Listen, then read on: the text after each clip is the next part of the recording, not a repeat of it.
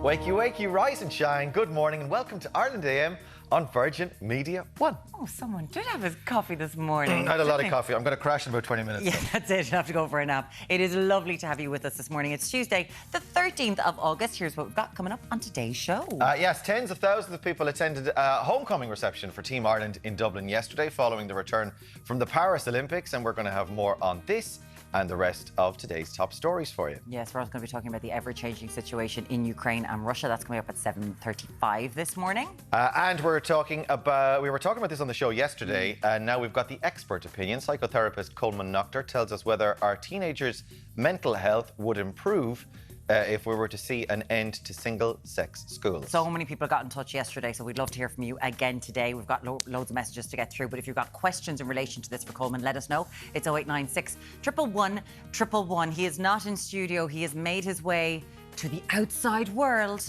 Alon, he got away. What's going on? Yeah, outside here driving my new Audi. Do you like this? It's over 80 grand's worth, though, I have to tell you. Yes, Geraldine Herbert is here. We're going to be taking us through the latest motoring news. Good morning to you, Geraldine. So tell us, this is about 87 grand. Yeah, don't concentrate on the price. Just look at what you're getting. Yeah, this is the new Audi Q6. And what else are we going to be chatting about in motoring news later? We're going to be looking at should rural drivers get EV grants higher than urban drivers to move them towards EVs. We're also going to be asking, do people judge you by how dirty your car is? Oh, I sort of judge people how dirty a car is now, I have to say, because I try and keep mine as clean as I can. I see. There you go. Now, that's all coming up a little later on. Deric's gone off to Galway this morning. What's happening in Galway, Deric? I have indeed. Well, ahead of our trip to County Mayo tomorrow, we've landed here, Tommy Bjorn Shaw, Kunta na Galway, and it is a bit of a wet start through parts of the west, up around northern and southeastern regions. Those showers tracking eastwards across the country bit by bit, so it is an improving picture and a return to brighter, drier and sunnier weather as the day progresses. Now, we've landed here in beautiful Moycullen in County Galway, and of course there you'll find Wildlands, up and running 4 years. It's got everything from zip lining, trekking, outdoor adventure, climbing walls, you name it, they've got it. It's your ultimate e-play stay destination. So we're going to be spending the morning with the gang here on the ground. Some light showers beginning to come down now as we speak. Grab me a jacket. Good morning from glorious Galway. Glorious. I saw it come on the camera. I was like, is that A little bit drizzly. Fingers crossed. A little bit. Yeah, hopefully it passes over. It looks absolutely stunning. I was on their website. It looks amazing. So we'll be catching up with Deric a little bit later on. A busy morning for you for your Tuesday. Welcome on. Coming up, Team Ireland received a massive welcome home from the Paris Olympics yesterday as 20,000 people attended the homecoming. Of course, to make us feel happy this morning, we're going to take a look. Yeah, looking forward to that. I mean, there's Electric Picnic at the end of the week, but the Rail Festival was in Dublin City Centre yesterday. Also, the question, should first-time buyers be able to access their pension funds for property purchases? We discuss this and the rest of today's top news stories after the break.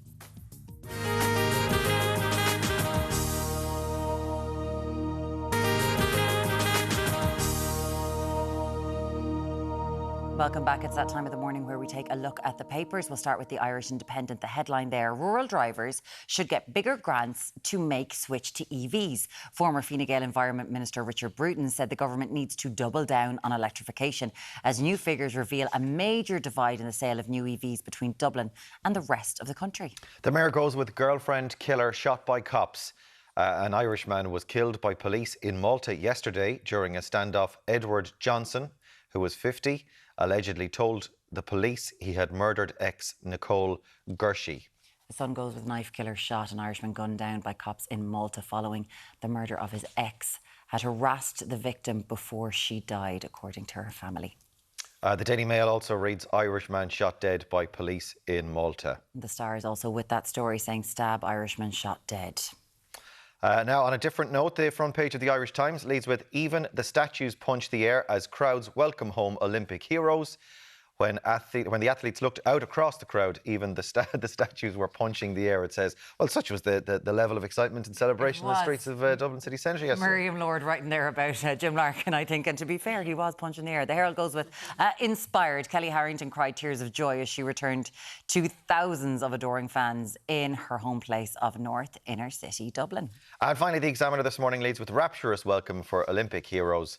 After giving us 2 weeks that will stand among the greatest ever in our nation's sporting history. Ireland's Olympic heroes were greeted at their homecoming by scenes of pure joy yesterday afternoon. Certainly. Joining us for that story and everything else this morning is Aisling Maloney, political correspondent from the Irish Daily Mail, and Hugh O'Connell, political editor for the Sunday Times Ireland. Hello, how are you? Normally we're talking about jostling in the Dáil, jousting in the Dáil, but you were at the homecoming yesterday, Aisling. Oh, I've been a true Olympic supporter now for the last couple of days. Apologies, my voice is a bit hoarse. I was screaming Team Ireland yesterday. The homecoming in Dublin City Centre. I was at the Olympics over the weekend in Paris as well. So if being a supporter and a spectator was an Olympic sport, I'd be going for gold at this stage. Certainly. So the Olympic homecoming yesterday, it was wonderful. It was really lovely. It was the homecoming they deserved after giving us the last 2 weeks of joy, excitement, and I suppose also getting people interested in their respective sports, which can be kind of niche as well.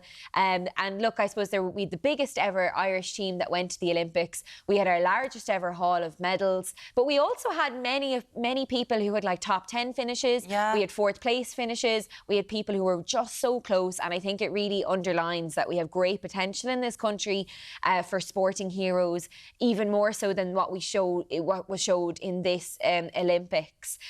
So I suppose the investment now needs to follow. The athletes, I suppose, need the respect and funding they deserve.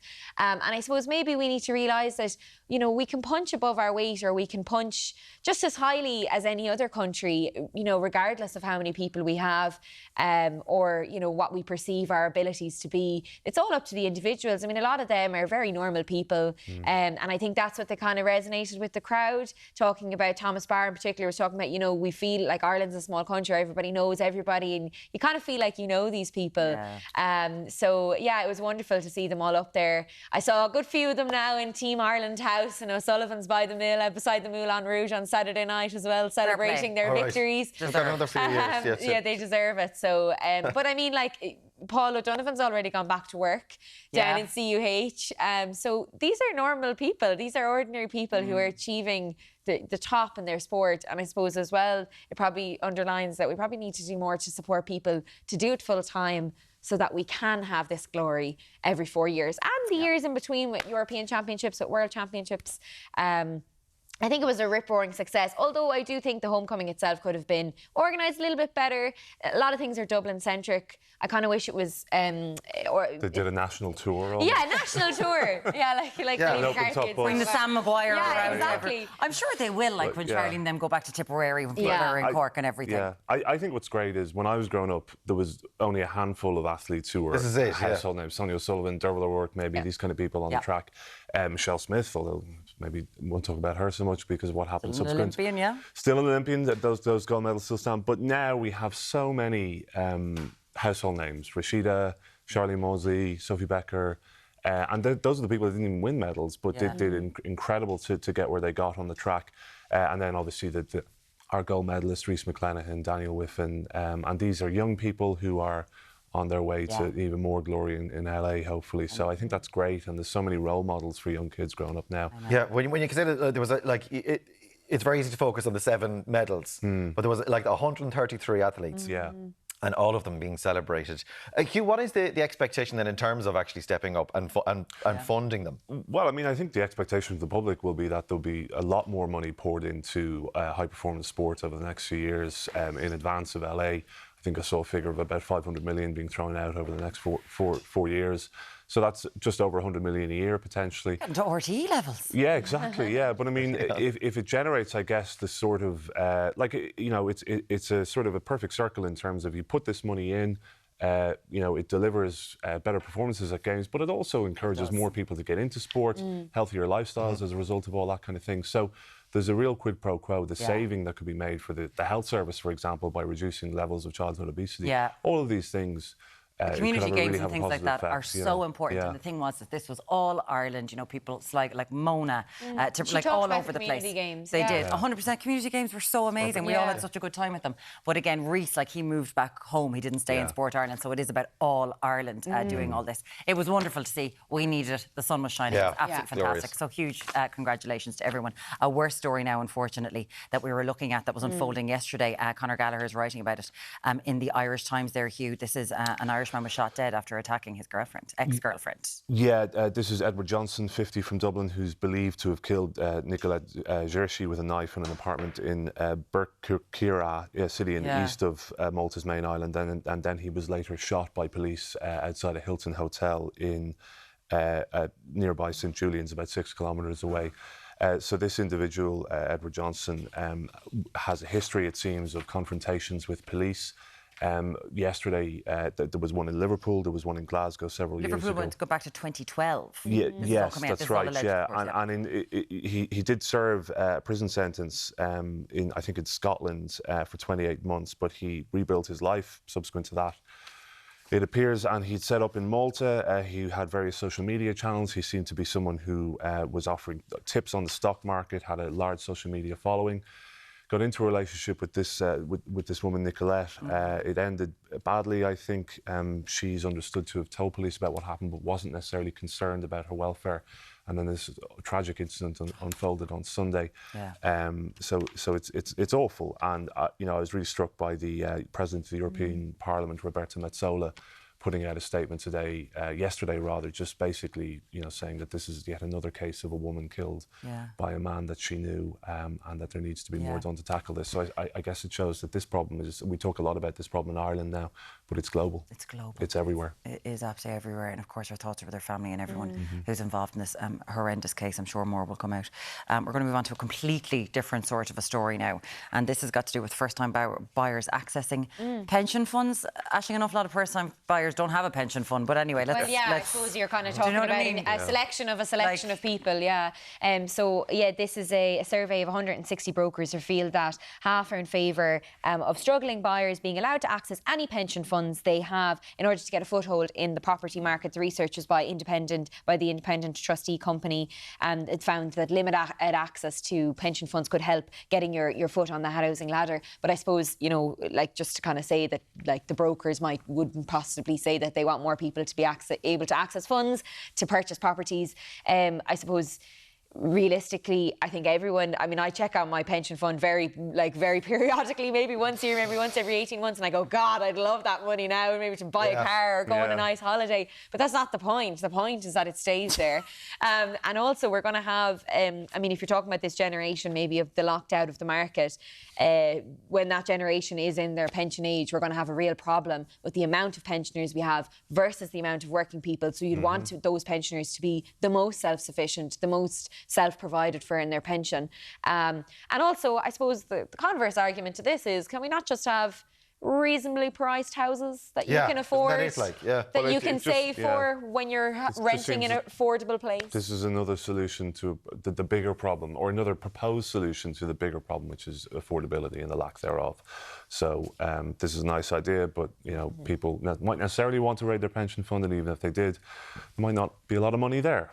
Well, this is it. The type of person that doesn't have that doesn't have the money for a deposit necessarily isn't and a first-time buyer isn't necessarily the type of person. How many tens of thousands are you going to have potentially in your pension at that stage of your life? And we're trying to encourage more people, a broader base of people with the pension auto-enrolment. You're trying to get people to start the pension early, to think of your future. Like 18-year-olds when they start their first job, or 17, whatever, trying to get them into a pension early on. So this is one thing that's been brought out by the brokers, but you mentioned there, of course, the wider problem. There was meant to be something going through the Dáil in relation to short-term lets.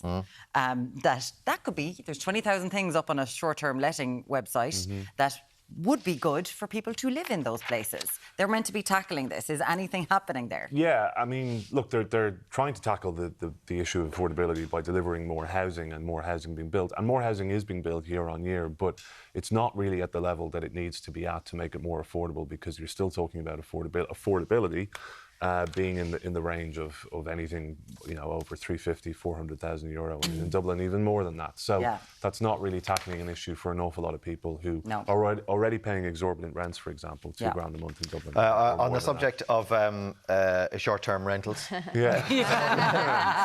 short-term rental websites that you are not mentioning. Airbnb. Couples Airbnb holiday ruined after discovering their sea view is just a print They went online. They were like, "Oh, this geez, is the that looks video. lovely. Here you go. Look at this out the window. It's not lovely out there. That is a nice room. It's quite convincing, isn't it? Yeah. What do you mean convincing? If it was a white... As in that I'm convinced by looking at that is... So that is a print.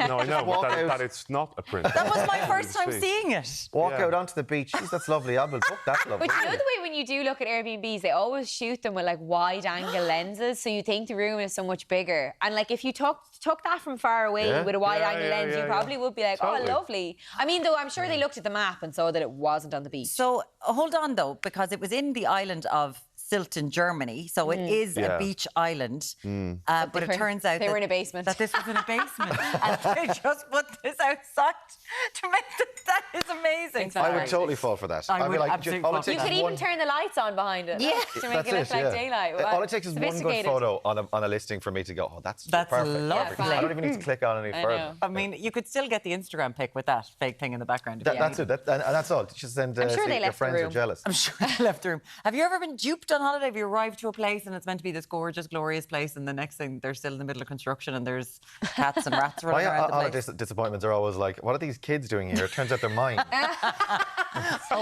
We're with me all along. Hugh felt that from his soul. I felt 0896 111 111. So let us know if you've ever had one of those holiday disasters. As always, Aisling Maloney, our last day with us before she moves off and travels further afield to Australia. Lovely to have you here. Thank you very much. And Hugh O'Connell with his tan. He will be back. Thank you so much. Thank you for joining us.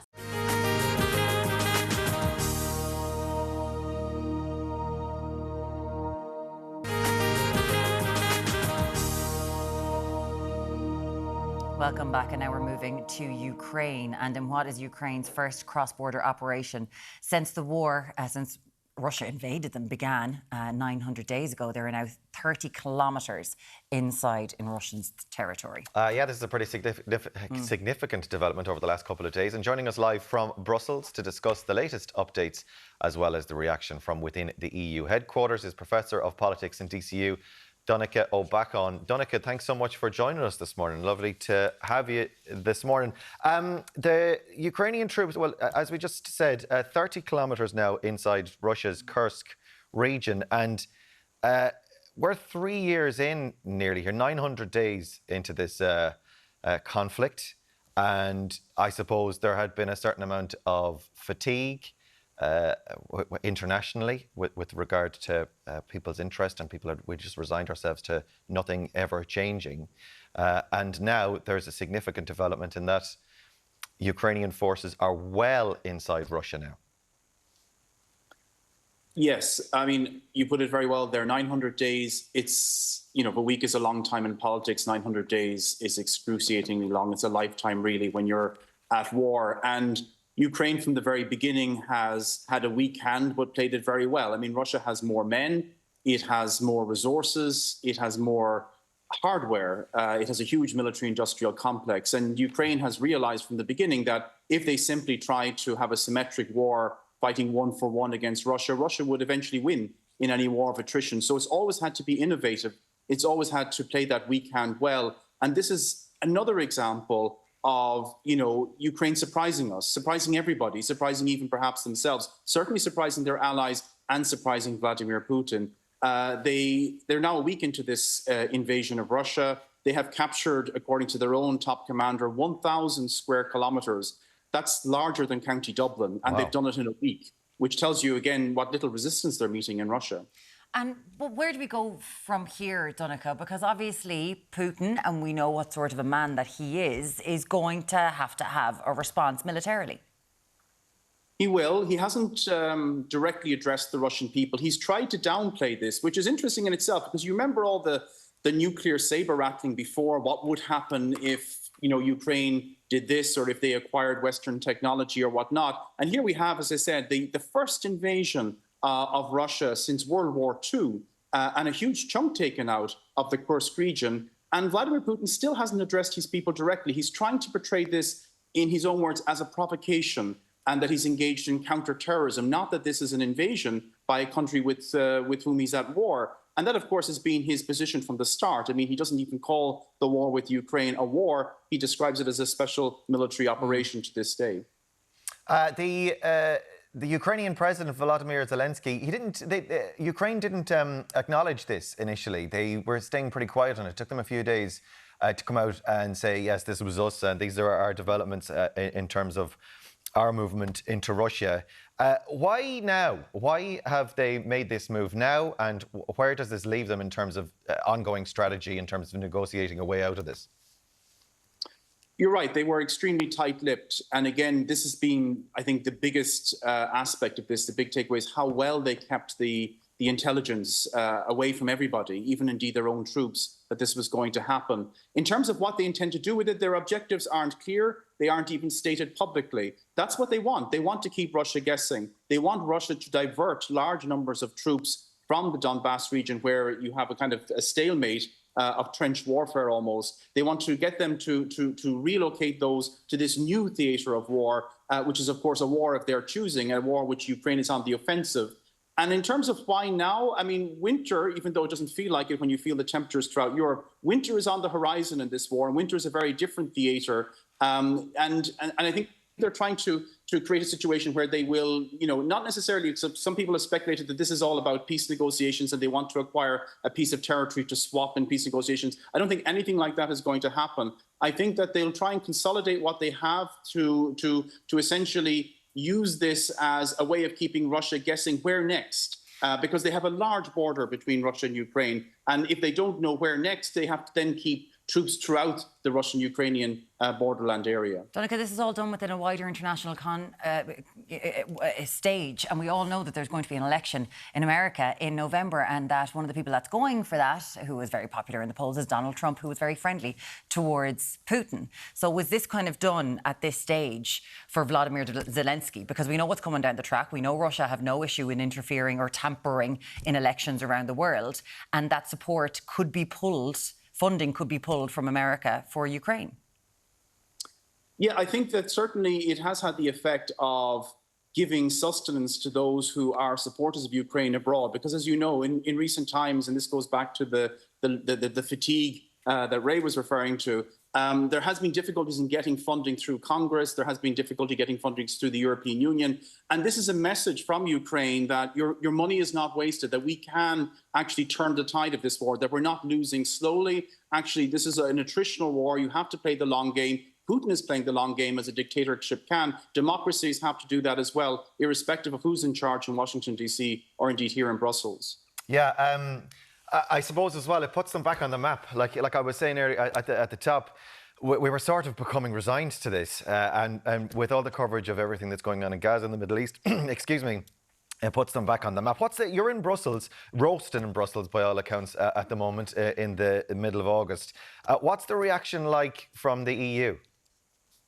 Well, the EU is somewhat on holidays during the month of August, but they have released their statements, the European Commission and various regional governments. And it's been very interesting how the EU position and indeed individual governments' positions have evolved during the 900 days of war. So at the very beginning, they were very reluctant to give any hardware at all to Ukraine to defend themselves. And indeed, at the very beginning, the Germans were just simply handing out helmets to the Ukrainians, no weapons at all. Now the position of the EU is that the weapons that have been transferred to Ukraine, this is something that Ukraine is using for itself. These are not like, the weapons of Germans or French or the Americans.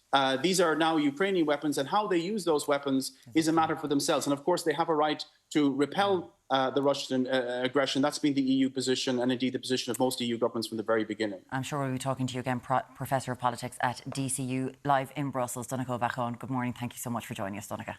Thank you, sir. Pleasure. Busy morning ahead. Alan, what else is on the way this morning? Well, Ray, look at this beauty behind me. Wow. But would you pay 87,000 euro? No, she's going to kill me.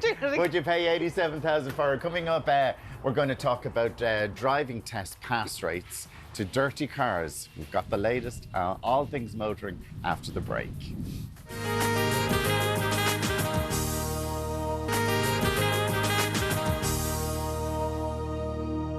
Thanks for staying with us. Now, from new car launches to electric vehicle sales, we've got the latest scoop on everything happening in motoring. Motoring journalist Geraldine Herbert is with us for her insights. How are you doing, Geraldine? Before we start with there's loads of news. Yes. You brought in this fancy Audi. Yes. This fancy Audi, it really is. This expensive one, as Alan keeps saying. He's definitely I'm just going 87,000. But as you were saying, most people trade in their old car, and then it's a monthly and then it's a monthly thing. Pay, so you're going, okay, is it this amount every month for my gorgeous car? Yeah. My gorgeous car. Let's stress that, Jess.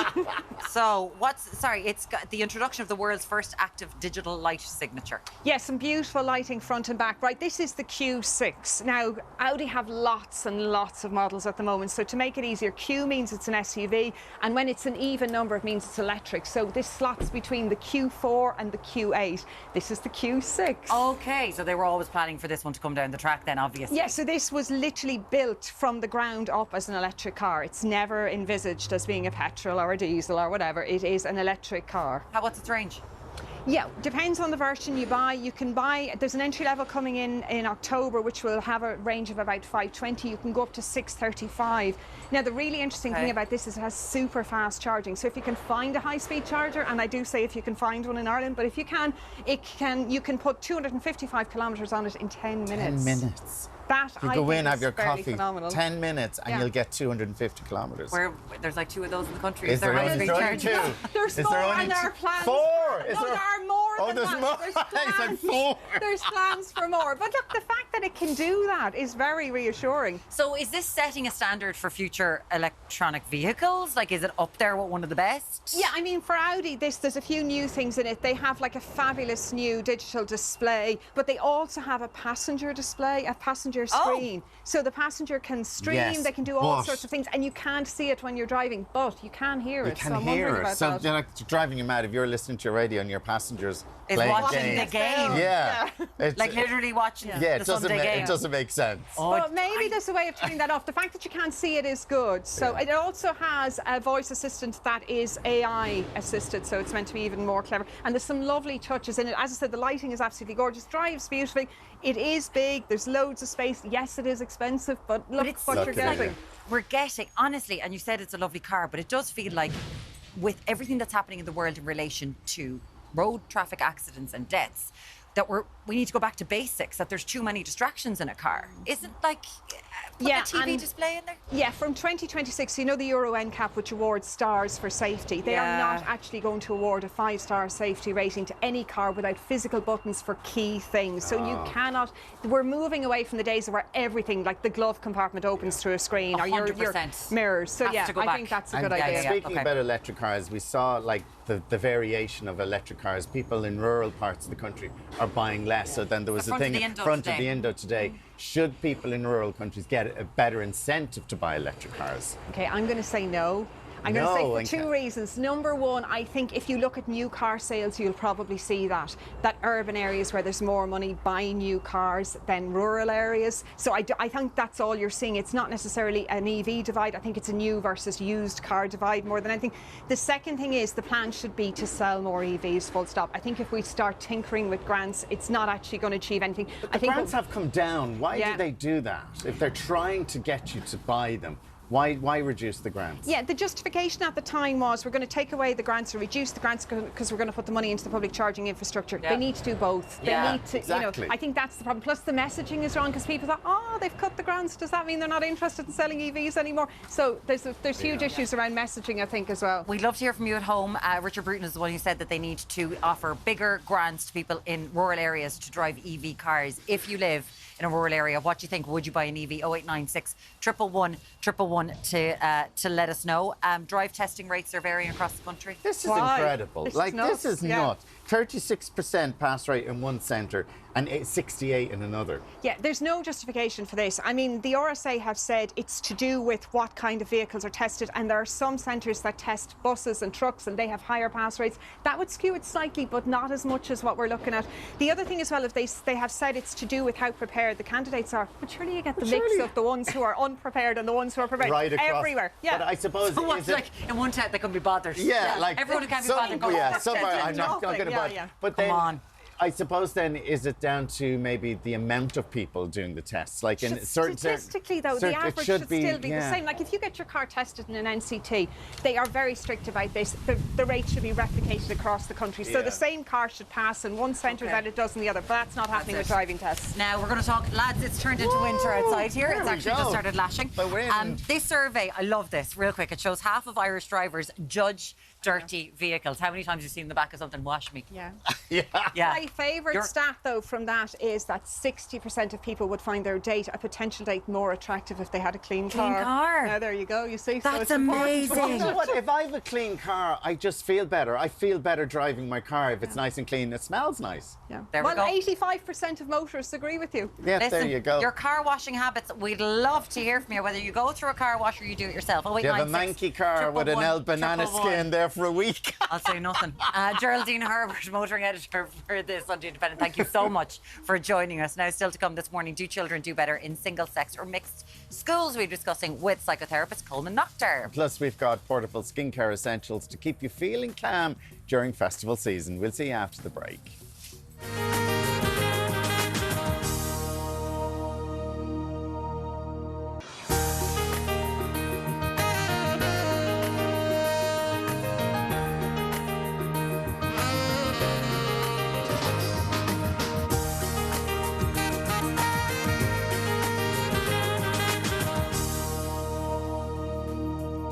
Hello, welcome back to Ireland AM. Now, we were talking about this yesterday after the Minister for Higher Education said that society would be better with more co-ed schools. Psychotherapist Coleman Noctor joins us with the pros and cons of single-sex schooling. Yeah, and something an awful lot of school students will be going to, Electric Picnic. It's coming up this weekend. The skin nerd Jennifer Rock is bringing us her top tips for festival fresh skincare, doing an all face it's mask not my face at being the fresh. festival. It's my head being fresh, particularly come Sunday morning of Electric Picnic. Oh God, it's grim on a Sunday morning. I tell you. And Matt Barr, aka the man with the world's largest penis, will be joining us later on to talk about the difficulties he can face while dating. Right, Alan is in the kitchen with Gina Daly. Over to you guys. You're right, Gina. He'll be gone by the time he's here, so don't worry. Gina isn't going anywhere. She's got a lot of clean-up to do what today. What time is that? In time and meticulously, I brought my pork. Give us a look. Give us a look at the size. Give us a look. I don't. So have you measured it? Well,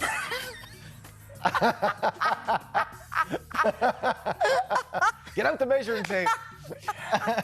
Okay, what are we making? What are we making food-wise, Gina?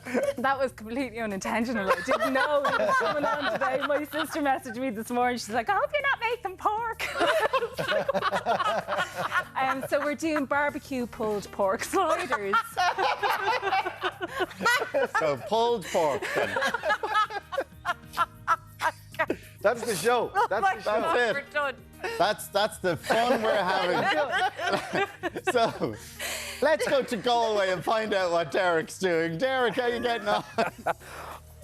Robin Hood, eat your heart out. Welcome down here to Wildlands in Moycullen in Cúnta na Galway. We've got the brothers here, Mark and Paul. We're also joined by David Bowen. And David, this actually started out as a family farm, I believe. Yeah, it did. Yeah. It's our 4th birthday today, but originally this would have been farmland that our dad, Tim, would have farmed. And myself, it's a family affair here, myself and my sister, Faye Bowen. So the three of us kind of, in about 2017, got stuck into developing what is Wildlands now. So as I say, it's our 4th birthday today, so it's a big day for us. We've kind of grown in size since we first opened. And a beautiful setting along the loch as well. Yeah, we're just overlooking Ballyquirk Lake there. So we actually go out on the lake with kayaks and stand-up paddle boards in a really nice location. And we're just in the gateway to Connemara. So we get a lot of tourists making their way back to Connemara for the summer, pop into us for a day. So it's all about to just kick off for the day here with hopefully another day with a big crowd coming we're in. going to kick off here, David, with a shot. How are you feeling? Are you feeling confident? I'm a bit out of practice, right, come on, here we go. Are you ready? Off you go. All right. Oh, here we go. This is fun for you guys. Hena though, August of 3. Oh, we missed. More for County Galway here, Mike Cullen, right across the morning. But for now, back to you in the studio. That was a miss. Lovely. Real school tour vibes. Loved a bit of archery. Yeah. We'll have more from Deric in just a little minute. It's time now to take a look at this morning's papers. We'll start with the Irish Independent. The headline there: rural drivers should get bigger grants to make switch to EVs. Former Fine Gael Environment Minister Richard Bruton said the government needs to double down on electrification as new figures reveal a major divide in the sale of new EVs between Dublin and the rest of the country. The Mirror goes with girlfriend killer shot by cops. An Irishman was killed by police in Malta yesterday. During a standoff, Edward Johnson allegedly told cops that he had murdered his ex, Nicolette Gershie. The Sun goes with a knife killer shot. An Irishman gunned down by Gardaí in Malta following the murder of his ex had harassed the victim before she died, according to her family. The Daily Mail also reads Irishman shot dead by police in Malta. And the Stars with that same story saying stab Irishman shot dead. On a different note now, and the front page of the Irish Times leads with even the statues punch the air as crowds welcome home Olympic heroes. The Herald goes with inspired. Kelly Harrington cried tears of joy as she returned to thousands of adoring fans in her home place of North Inner City, Dublin. And finally, the Examiner leads with a rapturous welcome for Olympic heroes. After giving us 2 weeks that will stand among the greatest ever in our nation's sporting history, Ireland's Olympic heroes were greeted at their homecoming by scenes of pure joy. Serious FOMO. Paralympics on the way. We're all about it. Well, yeah, if you're thinking, what we do now? Can't wait. Yeah.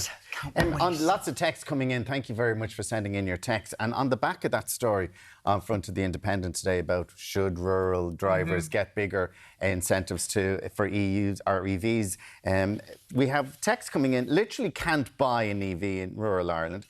It would be 30 minutes drive to the nearest charging point. All right. Not to mention the electricity in our local area has gone 4 times in the last month.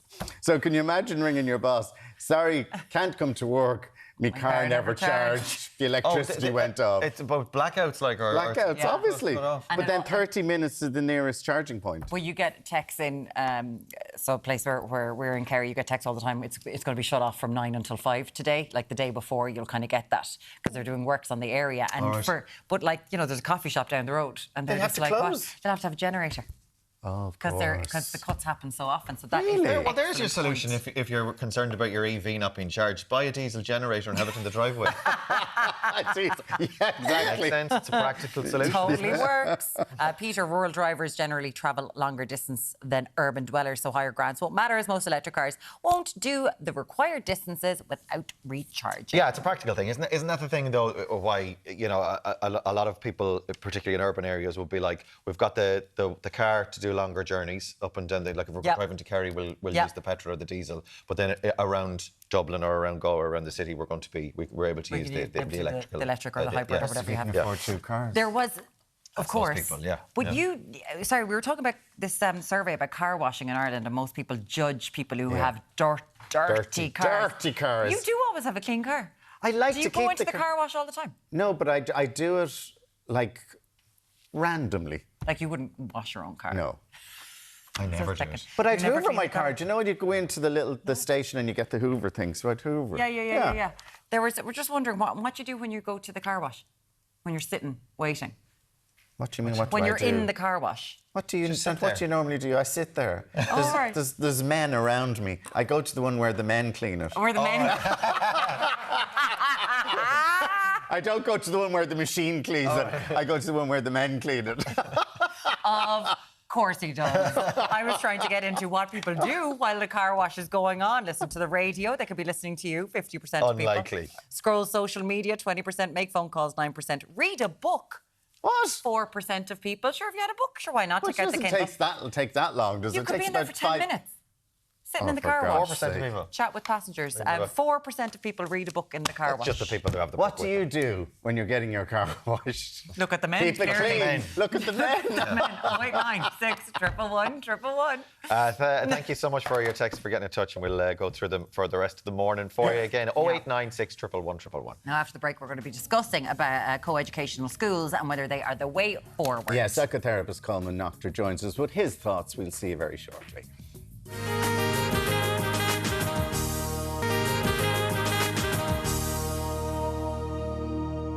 You're very welcome back now. On yesterday's Ireland AM, we discussed Higher Education Minister Patrick O'Donovan's comments on the need for a co-educational learning model in Ireland. Lots of you got in touch to share your views, and here to discuss further is psychotherapist Coleman. Dr. Coleman, it is lovely to have you in on this, because I know that you've got lots of views on this and how boys and girls are mixing now, even than in times past. So what do you make of co-educational schools? Are they the way forward? Yeah, I mean, it is a personal preference. I think you have to open with that. But I suppose what we're seeing is the kind of co-educational model becoming much more dominant within culture. The last time a single-sex school was opened was 1998. So they are kind of fading out. But there still would be a fairly strong hold of single-sex schools across the country. I think probably about 280-ish people would be going to single-sex schools, whereas almost 2,000 would be going to the co-ed schools. But I suppose the big debate, at this time of year, parents are always asking, should I send my child to the single-sex school? There's some theories around that academic performance is stronger in single-sex schools than it is. There's the argument for single-sex schools is that, say, for example, girls would be more comfortable discussing things if there's not boys in the class, so there's a kind of an edge on that.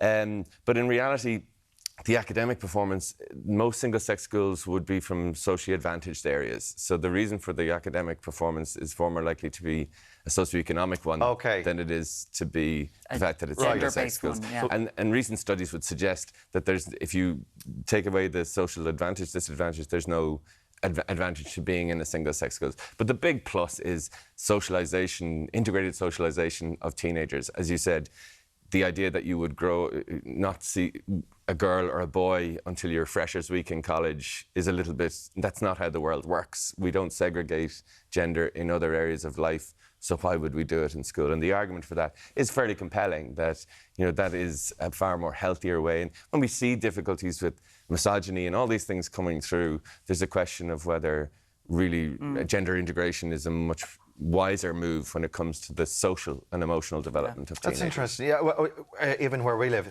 there's 2 schools now that have said, and they were, previously single-sex schools, and they're pivoting. They're saying we're taking in boys or we're taking in girls in the next couple of years. That's the plan to mix, and it certainly seems to be the direction that even the schools themselves are going in. Yeah, I mean, we stand out. We're second only to Malta with the most single-sex schools in the world. So from the point of view of it's an anomaly that we would have this, and it's probably comes down to the religious role within schools when nuns and brothers were very involved. As they've stepped back, the co-educational model, as you say, has become much more popular. And there's lots of schools. My own secondary school I went to an all-boys school, De La Salle Churchtown. It's now co-ed. So there's a move towards that.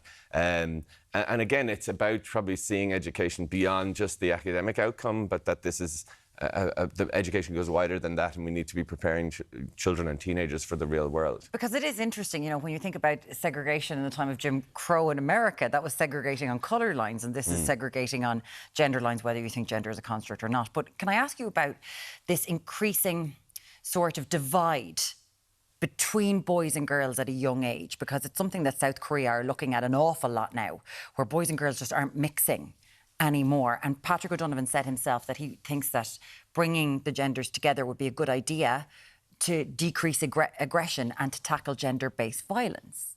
Yeah, I mean, the evidence base is weak in supporting that single sex does create more misogyny. It's very hard to prove the cause and effect of that. However, what you're trying to do is avoid echo chambers, even within schools where it's all boys talking about something. If there's girls added into that discussion, you get an empathy around what it's like to be a teenage girl.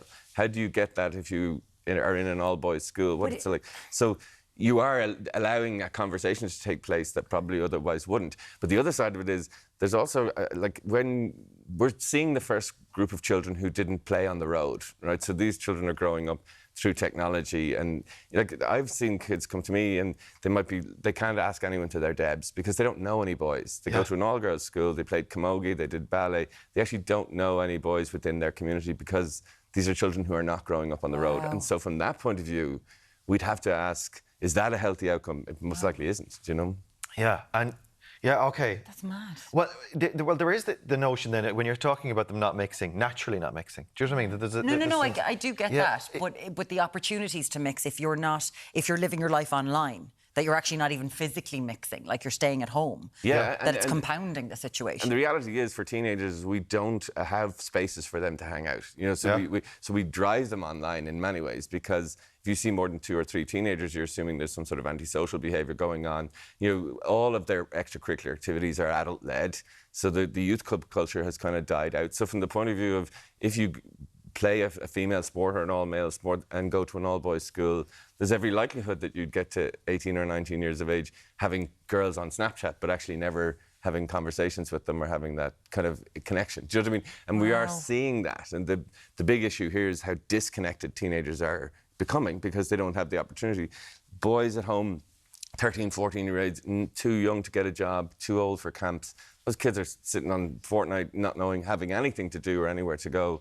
And that if they're in an all-boys school, or if they don't know any females, there's an opportunity lost. Like for me, I used to get the 65 bus into school. So the girls' school used to get on, and that was the laboratory of life. Yeah, that's what you learned. I learned life on the 65 bus. I didn't necessarily learn. As if there aren't enough germs on buses. I mean, come on. No, do you know what I mean? From the point of view of those socialising and handling situations, and like, oh, she said that to me, and I feel like this, but how do I deal with that? And I'm going to talk to my friend about it, or I'm going to think about it, I'm going to mull.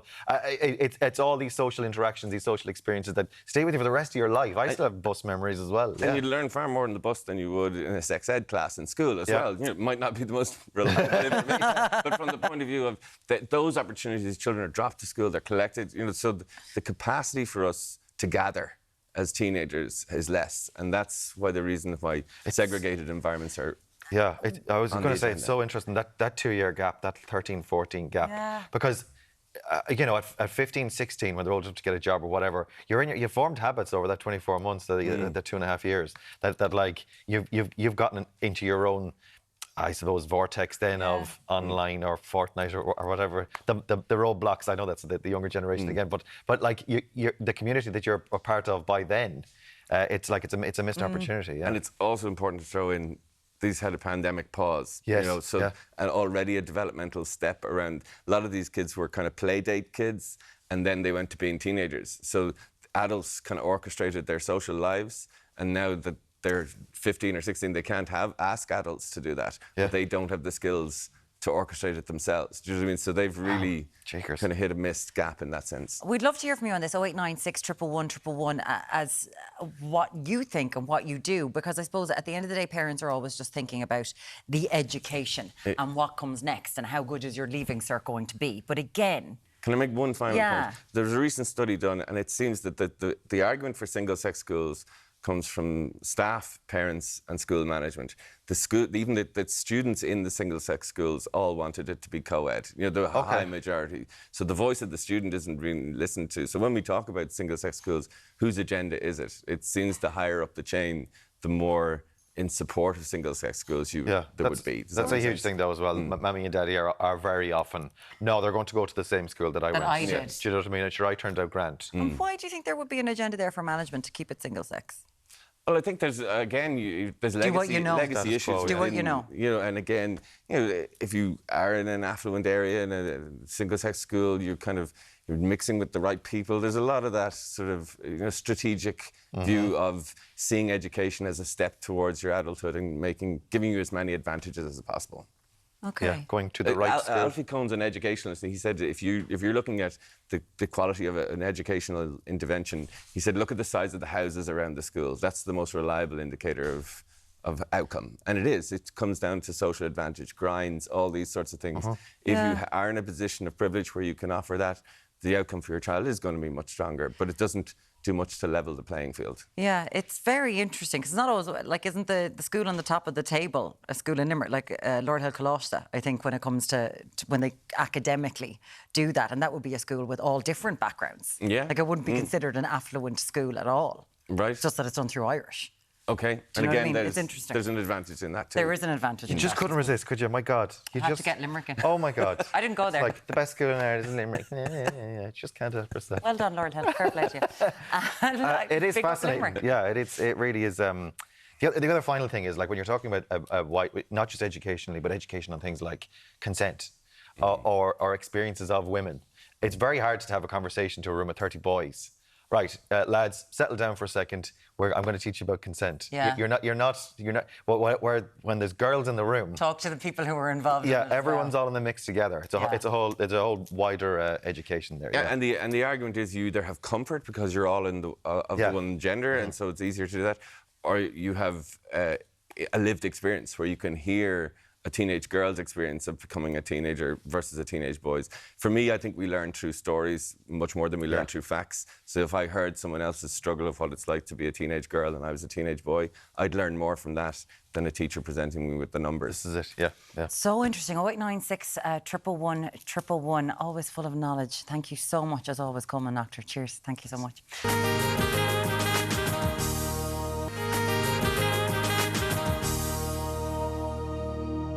Thanks for staying with us. Now we're whipping up a summer barbecue treat in the kitchen this morning. We sure are. Showing us how to make the perfect pulled pork slider is Gina Daly from The Daily Dish. Gina, lovely to see you again. Hi, guys. Gina. All right, let's pull some pork. Yeah. And first of all, we're looking at a square pan, which I've never seen before. You have a square pan there. Yeah, they're brilliant. You can fit loads of stuff on it, all your rashes and sausages in the morning.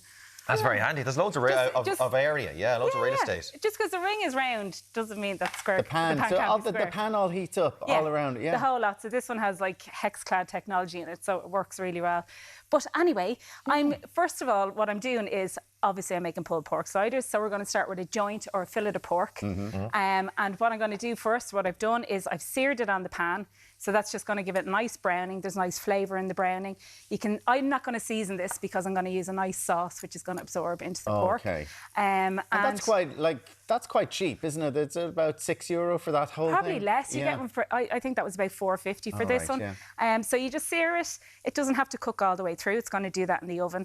And then why do you sear it? Is that to keep in the juices? Well, yes and no, but the flavour is in the browning of the meat. So if you just put that on a pan and put it in the oven, it's going to release all the kind of juices that you don't want. So it's burning those juices off, and it's just getting it nice and dry first. So let that sear away for a second.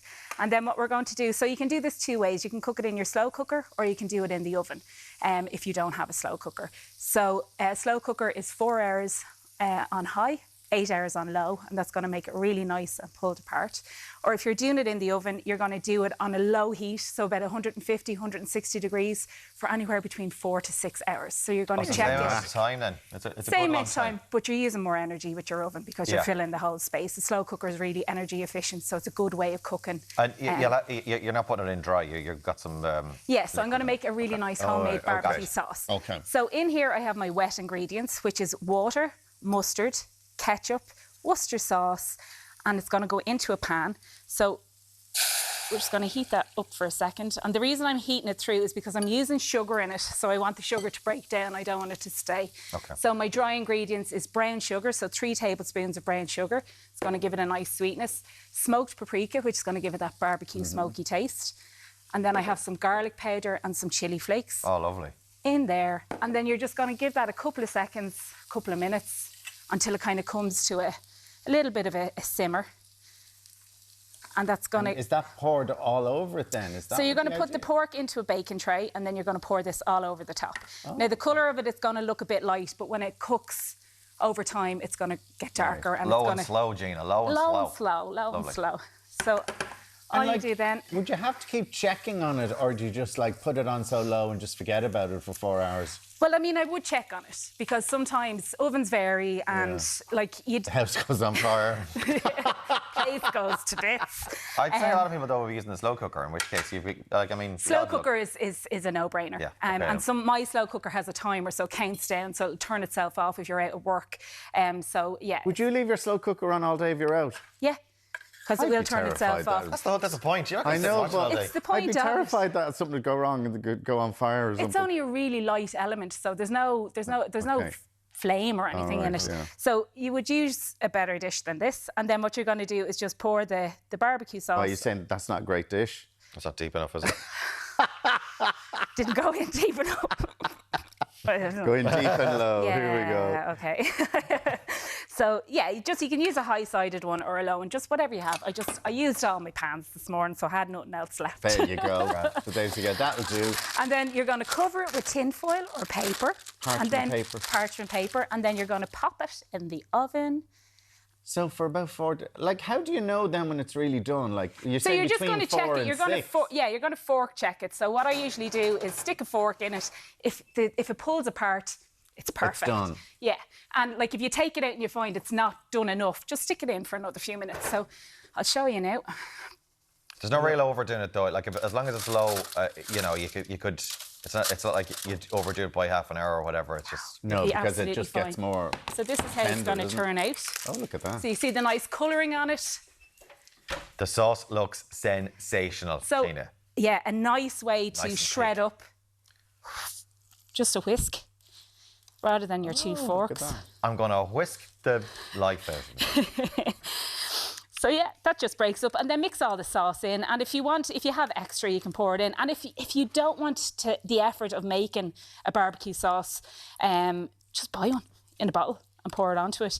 Add a bit of water, add a few I'd add Worcester sauce and stuff like that into it, and it's perfect. But that sauce you've made there is enough, isn't it? I mean, everything. It's loads, yeah. You don't want it too saucy. Plenty there. So what I'm using here are sliders, or these are actually Waterford Blaz. So it's very hard to find them here. In America, it's huge business, all these sliders. Or else you can buy submarine rolls and cut them in half. That's a really nice hack. Bit of mozzarella down on the bottom. So you slice it in half. Mozzarella. Pop your do you put this back into the oven then to let the cheese melt? So you're going to pop it back in, let the mozzarella kind of go stringy and delicious and lovely. Move that over. We've started already. Yeah. You can put coleslaw. So I made a nice burger slaw. I didn't make it, I bought it in the shop. But this is it. You can mixy matchy them with bits and pieces that you've got. Whatever you like. You can put lettuce. If you like nice crunchy stuff, you can put Parmesan, you can do prosciutto, you can add all the extra bits that you like yourself. You put the lid on, you give it a little grate of cheese, and that's just going to melt in nicely on top and give it a nice finish. And then how long was that going to the oven for then? Just until the cheese melts and the burger buns go nice and crispy. That's just a couple of minutes then, is it? It won't fit in that one. And then this is what you have. Yeah, there you go.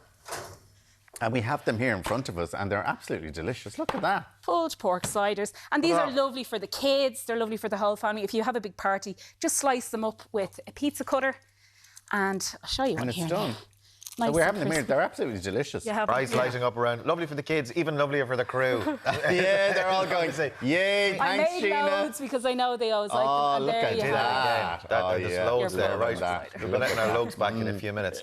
Gina, thank you so much for that. That's absolutely gorgeous. Stunning, yeah. We'll be trying that at the weekend for the Babas. Right, coming up, Deric's having an adventurous morning. Yes, he's exploring Galway's Wildlands Activity Centre after the break.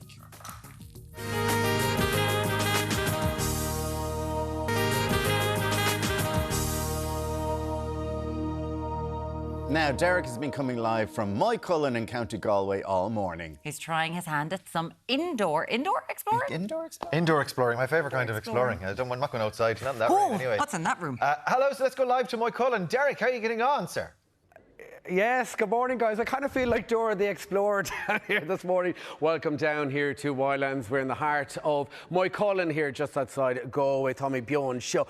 We're joined now by Dave and Mike. And Dave, this place here is a proper family affair, right? Yeah, I suppose it's a family affair, given that it was set up by myself, my sister, and my dad. But I suppose our main clients here are all families, and that's what we kind of aim for here. So we've arranged to kind of suit all ages across the park.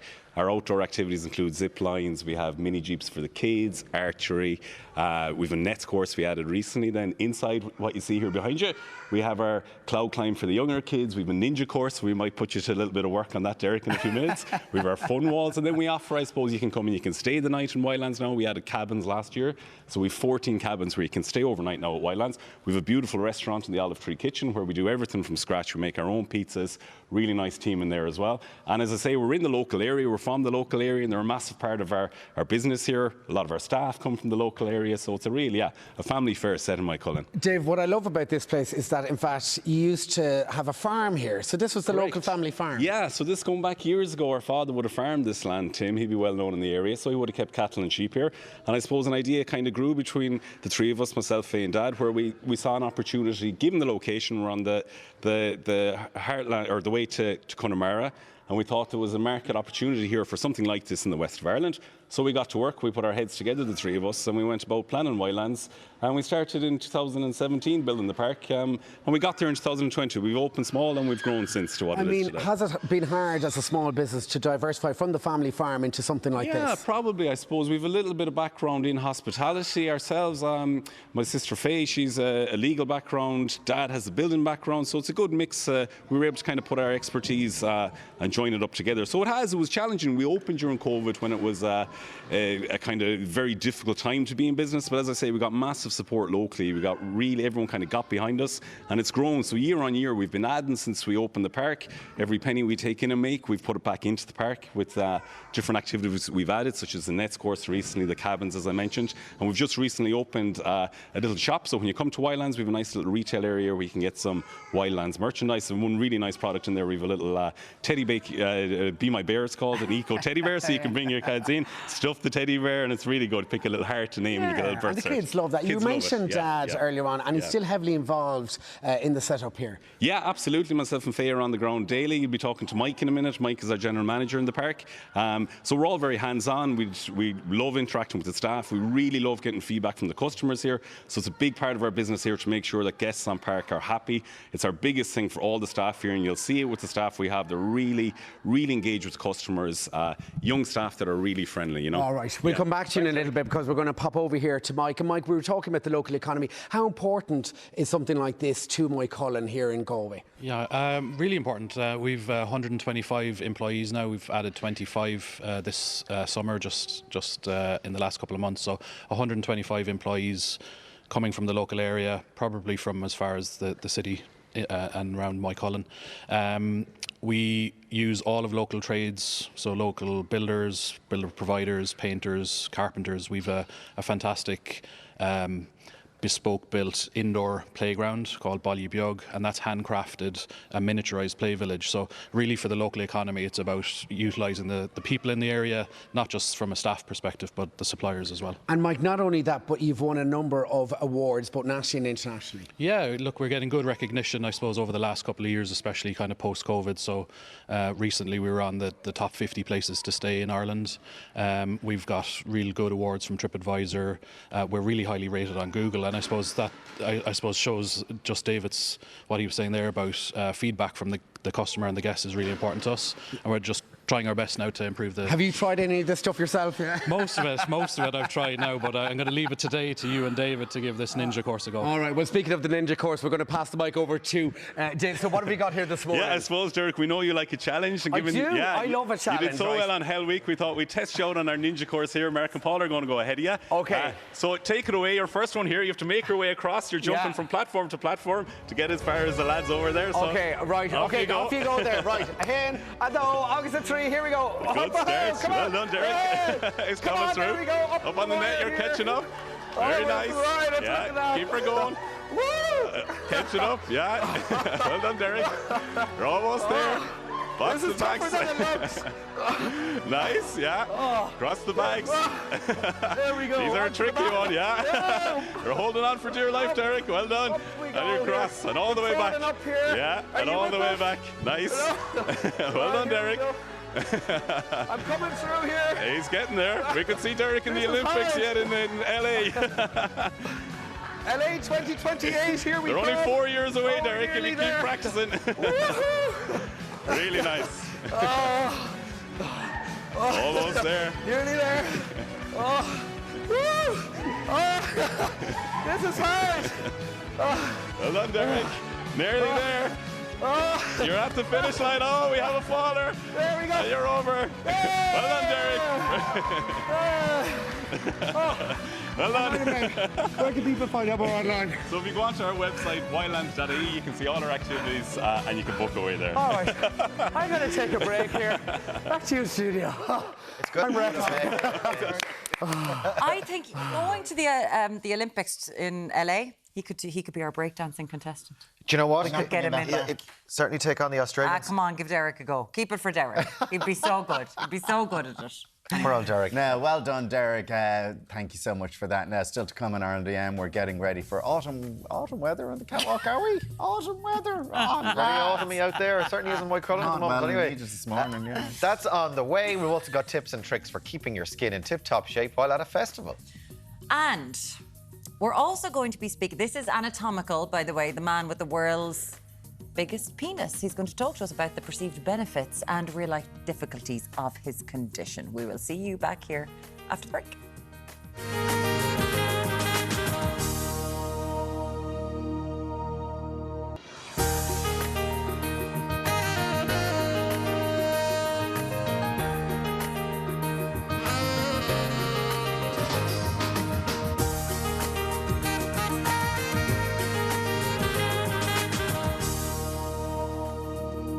Welcome back to your Tuesday morning Ireland AM, and here's what's coming up in your final hour. At 9:20, we meet the man with the world's biggest penis. He'll be telling us how an experience on a nudist beach helped boost his body confidence.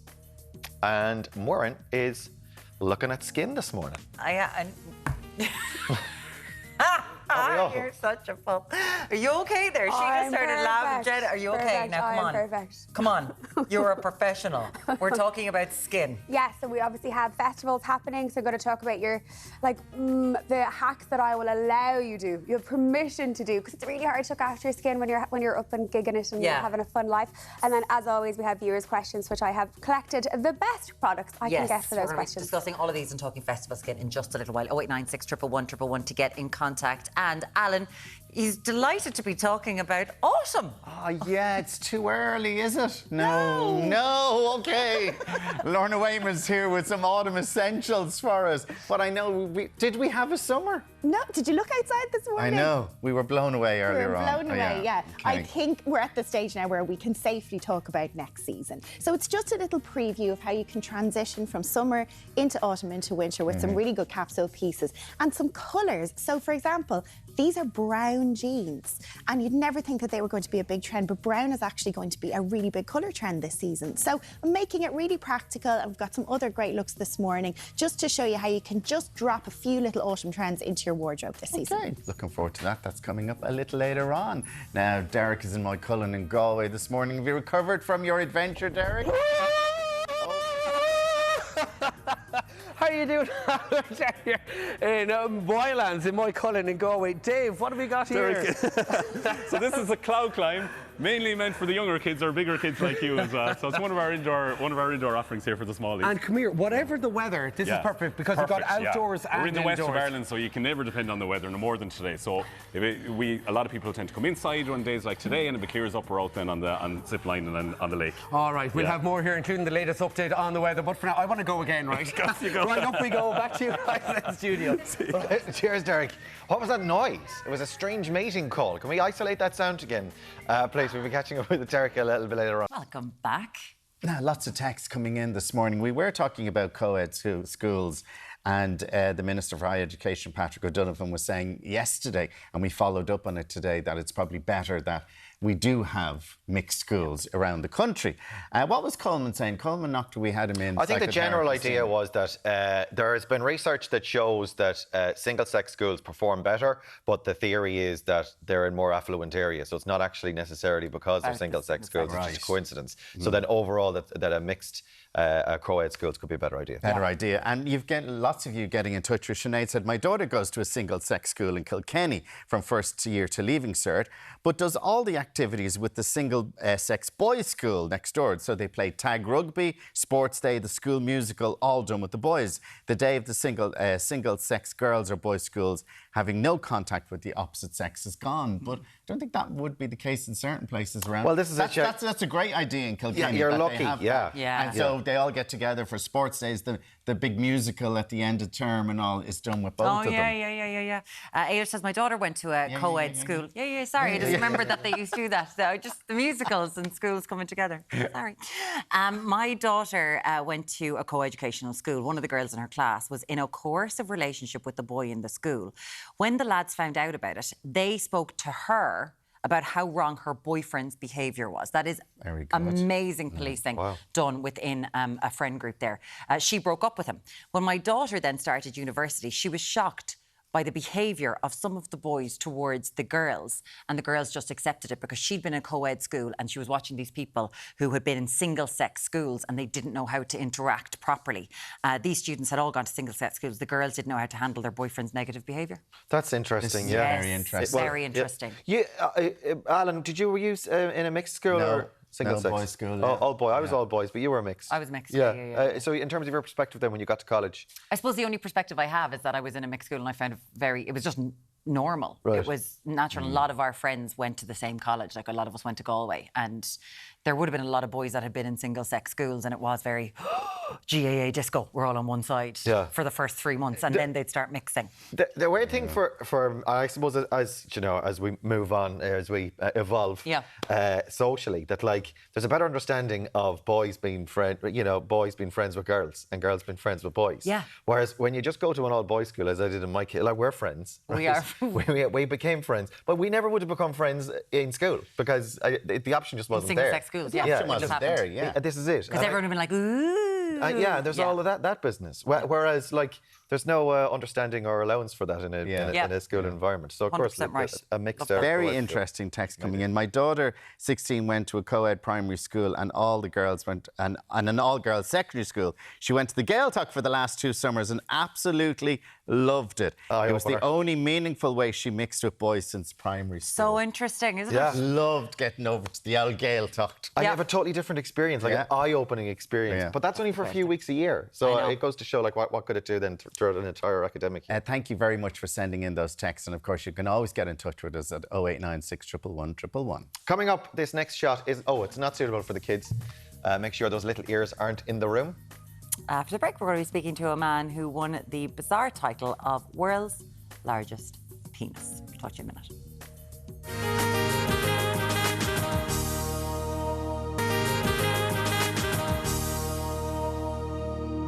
Welcome back to Ireland AM. Now, a quick warning, this next slot might not be suitable for some of our younger viewers, so this is the time to get those little ears out of the room. Take a moment. Yep. All clear? You gone? OK, Maureen. Away you go. OK, having the largest medically certified penis in the world comes with positives and negatives. Yes, that's according to Englishman Matt Barr, who joins us via Zoom this morning to tell us more. Matt, you're very welcome, and thanks for joining us to tell your story this morning. How are you?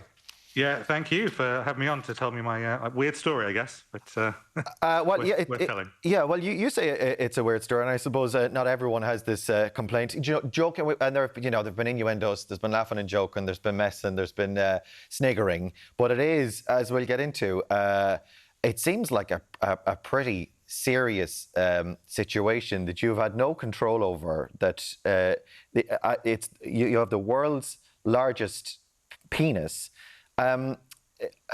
Can we talk, in terms of size, what is the measurement? Yeah, well, in terms of the 2 studies I've done recently, and there's a bit of fluctuation and different methodologies between them. The one in March was measuring 31 centimetres as length, obviously, and then the one I did in July was 36. So this is...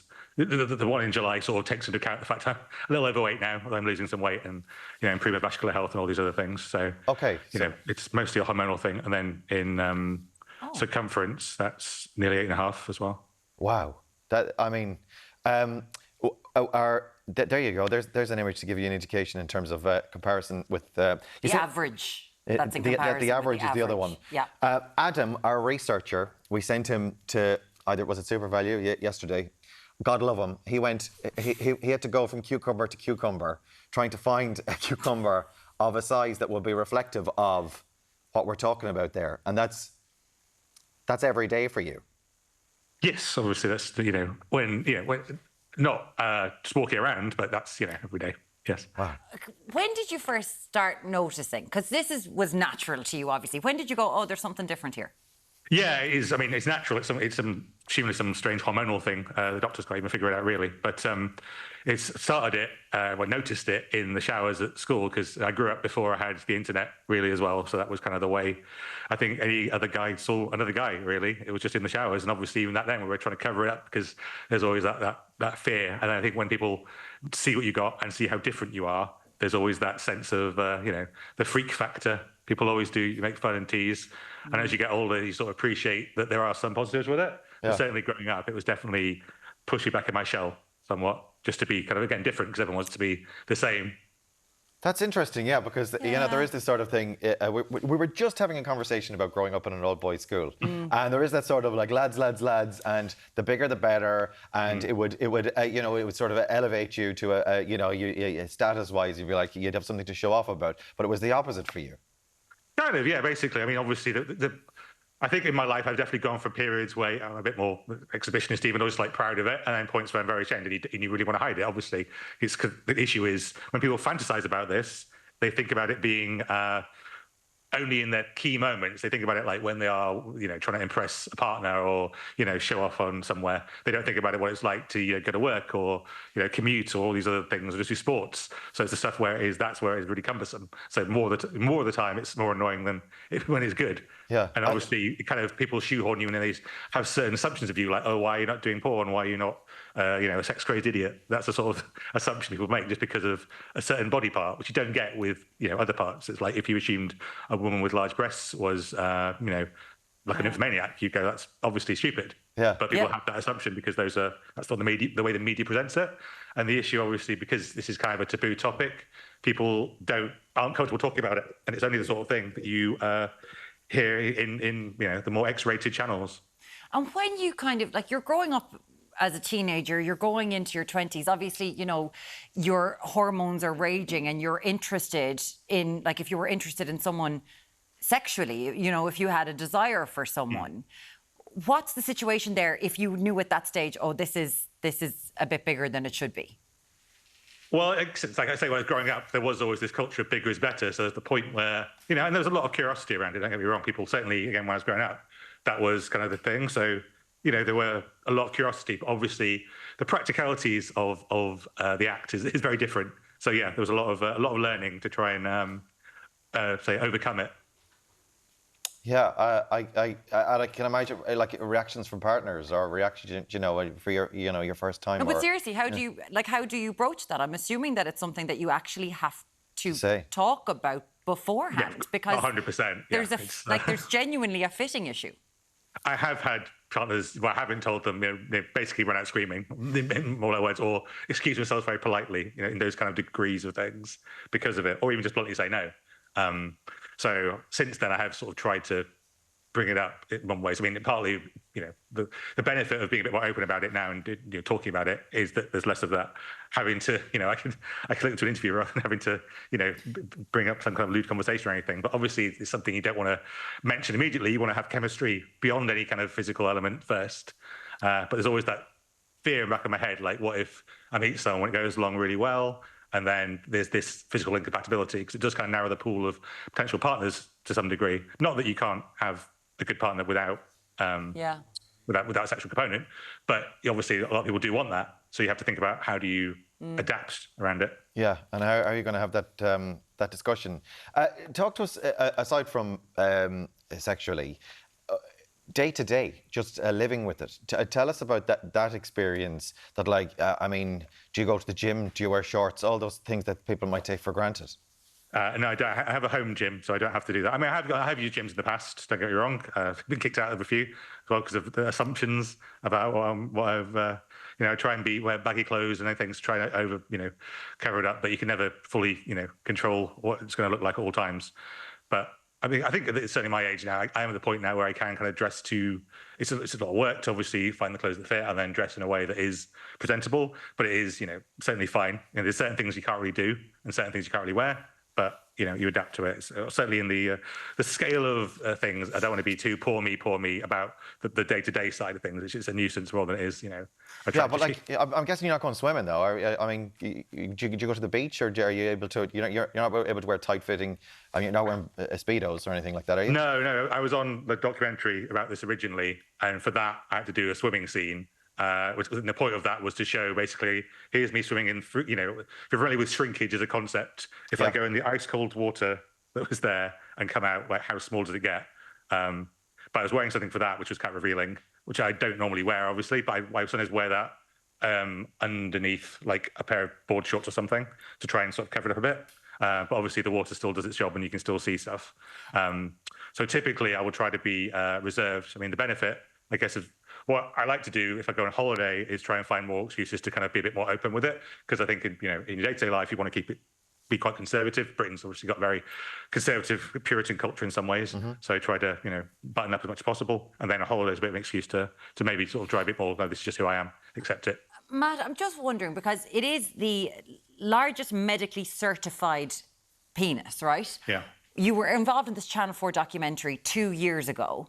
Yes. Why did you decide to go public with this? That's a very good question, a very fair question as well. I think that's certainly some criticism people have will say, oh, why are you talking about this at all? It's very uncouth. I mean, people are either like, oh, why not just, either why are you not going to porn or why are you talking about it at all? And there's the two extremes there. And I feel like there's a comfortable middle ground where again, it's just a body part. People should be more open about it. I don't think there's anything wrong about doing that. So the documentary was pitched to me certainly as being, educational to a degree. Obviously, there's going to be that degree of titillation, which I understand it's an entertainment show to a degree. But I do think it would also be an opportunity to talk more seriously about some of these issues, which, like I say, it's often steeped in purely in innuendo or purely in self-promotion. Like a lot of people on that show were on it to promote their OnlyFans. So there wasn't necessarily, it wasn't necessarily as rigorous as I would have I hoped for that kind of show. And doing that, people did. I was very scared about doing it. Like I say, I only wanted to show myself kind of after in post shrinkage, just to lay low to a degree. Even though it's a controversial show, but lots of other people were in it. It wasn't just me. But then the feedback for that show was so positive. That's why I decided to write a book about it, about my experiences throughout my life. People are very curious. There's lots of stuff, some stuff that's too hot for TV, and stuff that's just more, a bit more cerebral and philosophical that can go into as well. So it's kind of a nice range. Well, some funny stories, some embarrassing stories throughout my life. They say you said it's hormonal. There's nothing. There's nothing. Is there surgery that can be done for reductions? There is reduction surgery. It's extremely it's never really been done for people with sort of natural issues. It's people typically with tumours or particularly swelling or something where they can't, it affects their lives to either it's life-threatening or it's a serious issue to that degree. Where it's a size issue, but other than that, it is fully functional. Does all the things it needs to do. And there's always the issue. I've always said if I meet a partner that is requires it and we'll settle down and it's serious, it's something I'll take into account and certainly would consider. But Matt, it's quite difficult to Matt, you've kind of leaned into what's going on in the trousers area with your book, which is a long story, is what it's called. And you're detailing moments in your life, as you said, funny details, distressing details, things that you've done. You went nude on a beach. How was that? Yeah, that was, I think a lot of people have done that. It's nothing unusual to a degree. Like I say, Britain's quite puritanical. It was sort of, I've been that was definitely during a period of my life where I was feeling a lot of shame about it, a lot of stigma about it. And, it was just a chance I was on holiday there. And I thought, why the hell not? And, I typically avoid gym showers and stuff because of the reactions and those sorts of things. So this was a chance to sort of be, just be natural and be who I am. And I think everyone who has been to a nude beach and done that stuff knows that experience of going okay, it's initially a bit of a shock and a bit of a shock to the system. And, certainly if you are different, you will get some eyes on you, but people are generally quite respectful. They're going to do what they do. Had some comments and people come back to me and stuff, but no one was, rude. So, I think it's something I recommend. If you feel any kind of body dysmorphia or your body is different, I think the more it's kind of like exposure therapy, really. You're just trying to say, this is just who I am. This is who I am and accept it. This was in Hawaii, was it? Yeah. On a nudist beach in Hawaii. Yeah, exactly. I wouldn't necessarily do it. Wasn't on the road, No. There's one in Clare. There we go. Right. Next holiday. Your next visit.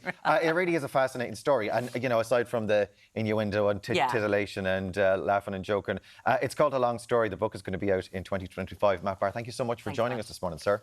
Thanks for your time. Much obliged. Right, lots more still to come on Ireland AM for you this morning. Now it's time to get the news with Geraldine.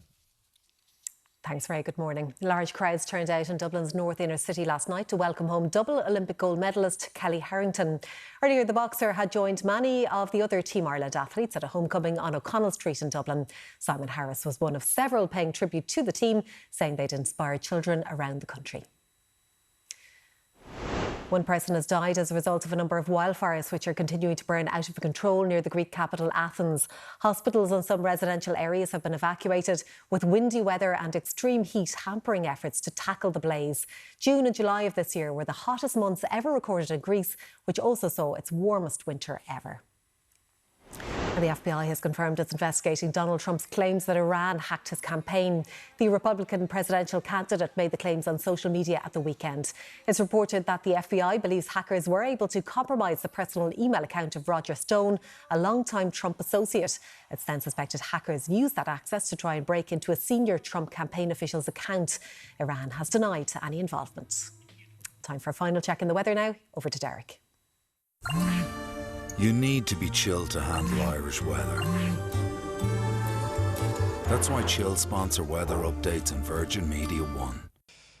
Carmela, Ger, we've had a fantastic morning here in Wildlands and Cúnta na Galway, and don't forget tomorrow morning we're heading off to Castle Bar in County Mayo, where we're paying a visit to McHale Park to support a charity fundraiser there. So that's all to come live for Castle Bar in Mayo tomorrow morning from 7. Now, fine look at weather. It's a damp and drizzly start here in Galway this morning, and a lot of showers trailing around northern, south, eastern areas, beginning to clear bit by bit, but certainly slow in some sections as well, with cloud cover right through the central belt of the country, quite dull and overcast. Now, right across today, moderate to locally fresh southwesterly winds. They're in the driver's seat over the coming hours, but Willie's back into the back end of the day as they veer west-northwest. And in fact, we will see a return to drier and brighter weather. Sunnier spells pushing through 17 to 21 degrees. Then into tonight, many good long dry clear spells from most areas. Cloud cover building through parts of the west with some pockets of mist and fog into those early morning hours of Wednesday, with overnight lows there back to 8 to 12 degrees. Of course, we'll have full forecast right across today, but for me and Oisin Moran with us on cameras this morning. That is your final weather update now into Ireland AM. You need to be chilled to handle Irish weather. That's why Chill sponsor weather updates on Virgin Media One.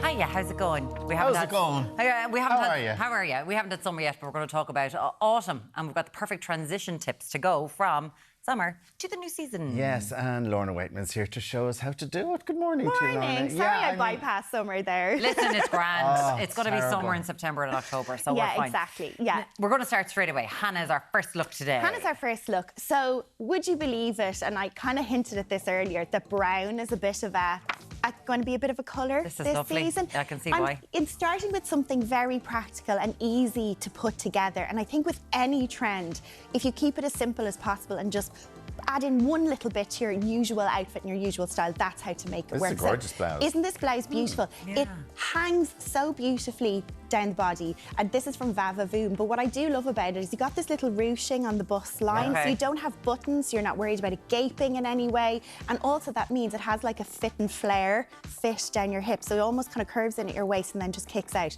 Very clever if you're wearing a more fitted style of trouser like I have in Hannah today. So it means you've got a nice little bit of volume but not too much. You've got lovely proportion. So white blouse is always a really good starting point for any kind of trend. And are these leatherette type trousers? These are leatherette. They're almost like a jean that's been coated.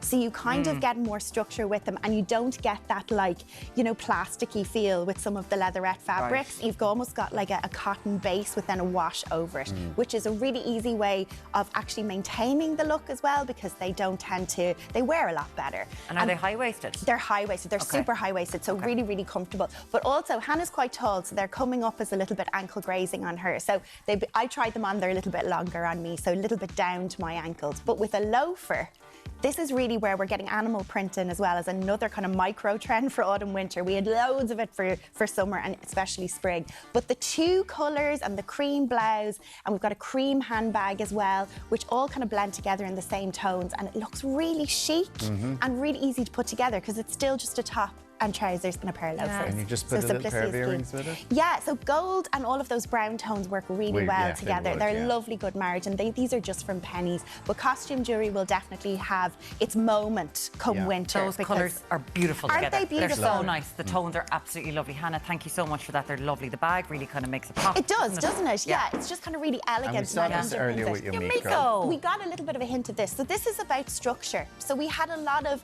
fluid shapes and a lot of billowing fabrics nice for spring. Now we're getting a little bit more structured. And there's a huge comfort factor in this as well. So the biker jacket, you might think, yeah, leather jacket is always, you know, something that we have. Is it? This is like suede-ette. Yeah, so it's a little bit lighter. But also the powder blue is another kind of derivation of blues, and we'll get onto that in a second. But it just lightens up a lot. Absolutely, it works so well with this. It works so well, and then by just adding a bit of a printed t-shirt underneath it rather than something plain, you actually just get a little bit of something extra with the outfit, and you don't need to over-accessorise then as well, which I love that kind of pairing because it's a great everyday style, and this is all from Carrick Dunn.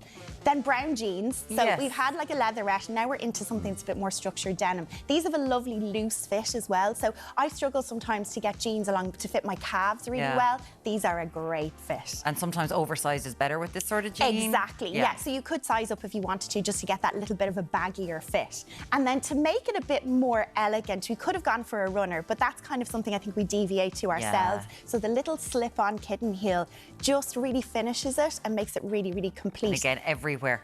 Everywhere at the moment. They're Thank everywhere. goodness, because it means we can actually wear shoes again, which is great. It's a lovely little bag. Yeah, and the bag again, cream bags, small bags. You'll notice that with the previous one as well. That kind of mid-size bag is another big accessories trend, just to kind of make a nod towards that. And then I've got a lovely little bracelet. Again, like with bracelets and things, we're getting chunkier this season too, so you can layer up a bit. But also, I love it because you just put it on one piece, you're done. You're done. Yumiko, thank you so much. Thank you. Gorgeous. Sarah's up next. So Sarah's up next. This trend is all about ladylike. So we had a really you know, we have that little bit of grunge edge coming in. Of that? Yes, I'm glad you noticed. Yeah. So just what do you mean the top of it? It comes in a top and a dress. If Sarah does a little spin around, you'll see the kind of ladylike element to this. It's got this lovely bow. Isn't this gorgeous? So it ties up high at the neckline, and then you've got this lovely V neckline, and then the bow. And actually, it's really long, so you can tie a bow, whatever you like. It's a trapeze style, so it just sits away from your body, very narrow at the top, and then sits a little bit wider. It's a real 60s vibe as well, but navy and burgundy and those kind of autumnal tones are going to have a real moment this season. But also to dress it up, you can just see that little pop of red against navy. Love it. Is a really, really nice kind of balance. Alan's very on trend with his navy and red jumper today. There you go. Yeah. That's what he was thinking of this morning. Totally. Yeah, that's it. And you'll notice then that the bracelet, the earrings, all kind of marry up nicely with the hardware on the bag. So there's a little bit of coordination there too. But what you've done with the red, the navy and the brown. Love that. So I'm telling you, brown is just going to have a moment. And these ones are lovely because they're a nice black heel in that mid-season area where it's still a little bit warm, so we're not really getting into our boots just yet. These are a really great buy. But the style of this dress, I think, is just lovely. And actually, I'm in the top, and it's so comfortable to wear. You've got the little bow at the back as well. I have a little bow at the back as well. It's really chic. It's really, really chic. Just a little earrings to finish it off. Exactly. So because it's high neck, you don't want to do too much accessorising, and it just kind of really kind of adds a little bit of detail, but not too much. Lovely. That's all from Carrick Dunn. Look at this. Okay, So Hannah's now, back with us. I can't talk about autumn winter without talking about tights. And I know it's a little humid today, but we're getting into the tights. So this is probably a dress I've searched for quite a lot. Is this a dress? It is a dress. Oh. Yeah. Oh. So it's that kind of dress that you want the top and you want the skirt to look different, but you don't want it to be too different. Well, it certainly looks different. A dress. Isn't it just perfect? I've searched a long time for something like this as a stylist, and so we found it. Vavavoom have it. So you've got that lovely kind of almost. How'd you put it on? Just like a dress, you step into it, put your arms in it, there's no and you zip zip it up in the back. There is a zip in the back. Is there a zip? I didn't see the zip. It is. It's just a secret zip. I can't see it. Where's it? Oh, I do see it there now. You Yeah, go. sorry. I was going to put it over your head. No, I wouldn't make it that complicated. So you've got that almost Skims effect on the top with that lovely fitted, you know, almost bodysuit effect at the top. And then you've got the little ruffled skirt, which I love. And it's all crisscrossed. And it's got different kind of ruching and ruffles. So the black tights are back, are they? The black tights are back. The best tights, these. I love them. Aren't they? These are 80 denier. Yeah, so they're super, great. super thick. I'd say Hannah's a bit warm right now. But they look great with boots as well. So we've got the little cowboy boots going. And this is all kind of coming. electric picnic for this very weekend. Very electric picnic, actually. And also very Louis Vuitton as well. It's gone with that kind of mishmash of a few different kind of trends bundled into one outfit. Nice. And so this Great is all little from dress, Vavavoom. actually, yeah. Thank you so much, Lauren, Hannah, for that. so Lorna, much. as always, and you look stunning as very well. much. Thank you so much. Cheers. My pleasure. Thank you very much. Now coming up next, skincare secrets for festival fun ahead of Electric Picnic. Get ready for Kylie. Stay with us for more. We'll be back after this. I haven't got the tickets yet. Oh. See you in a minute. See you in a few minutes.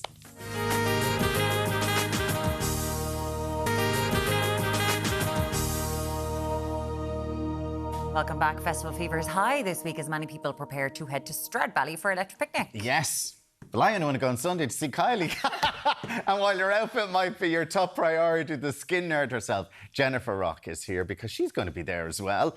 And you have to look after your skin. Good morning to you, Jennifer. It's already going on about Kylie. Yes, it's always a bit of Kylie. Okay, your top product that you have here. Okay, so I understand completely that perhaps you're going to do festival makeup and you want to take it off. Please take it off. And so I understand that you might not be able to get to the toilet and you might not have water available to you. So I'm not often a huge fan of micellar waters because they are a magnet, essentially, that you apply to the skin, and they kind of almost attract the molecule within it, and they take off debris, oils, like your SPF and so on. This is one that I do endorse, and this is a rare moment, and I'm doing it on national television. So this is Yonka, a brand that I adore. Why do I like this micellar water? For anyone that doesn't know, you literally get the bottle, pour it onto a cotton pad or a tissue or a mitt or a flannel, and it literally takes away all of your makeup. Yeah. Whereas usually I would endorse that you get a cream product and you have to really remove it then with water, but you don't want to have water available to you. So it smells divine, but it's really hydrating on the skin. Would you do it then the next morning as well? Just give yourself a nice rub with that. This is in lieu of your cleanser, and I think something you said to me off air is so clever, putting it into your scalp. Put it in your hair. Yeah, very clever for like clean a at a festival. scalp degrease. Yeah. Great for a quick body top to toe. So when your hair is getting greasy, get some micellar water and then just wipe your hair rather than dry shampoo. I'd use this now right here and it'll take away the grease. But why this one is great is that obviously it removes your impurities, but it has ingredients like rose, chamomile and hydrating ingredients in it. So where a lot of micellars just suck away, this actually gives back. I know the smells divine, and I think it's a little bit of luxury if you're, unless you're glamping, this is a little bit of luxury for your festival skin. But then that's a good idea then. And then just to keep your face clean. Great for travelling in general, not just for festivals. And if the sun is out, bring your sun factors. That's just a non-negotiable. And last thing I'll say about that is this particular Yonka product, for someone that can't use water, there's a lot of people that actually can't use water, so that's where that micellar water fits into the larger world. Okay, you said these oil capsules. Okay, you have to try this. Please take this out. It's a little tiny capsule. You just twist it open. So twist, and then to put it in the back of your hand. You will want to take these home with you. I use these every single night. So you get 30 capsules in a little pot. You can use it once or twice a week or every single night. Your skin is like a velvet. So Environ is renowned for its vitamin A abilities. There's a little bit of vitamin A in there, but not to the point. There's a load of it. Oh, I know. There's loads of it. I know. It's honestly stunning.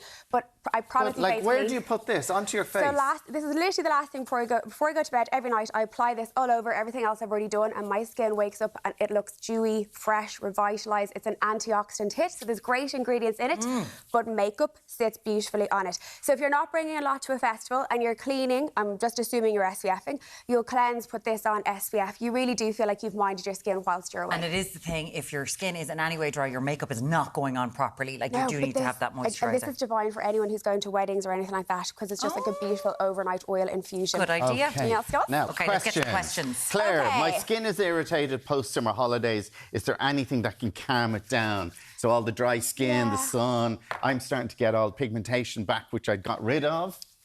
This isn't a consult for you right now. No, sorry. We're going to stay focused on Claire. So Claire... Someone finally told me. Oh, right. Okay. I'm just saying the summer can bring that up. When you come back from holidays, your skin often is dull, lethargic. Alan, I love you. Dull, lethargic, tired, fatigued, and you're absolutely right. People's pigment, but just the texture of the skin isn't quite the same. So this is an Irish brand, which I always try my best to absolutely be an advocate of. The name says it. It's Green Angel Rescue Cream Seaweed. So it really is about hydrating, locking in moisture. Yeah.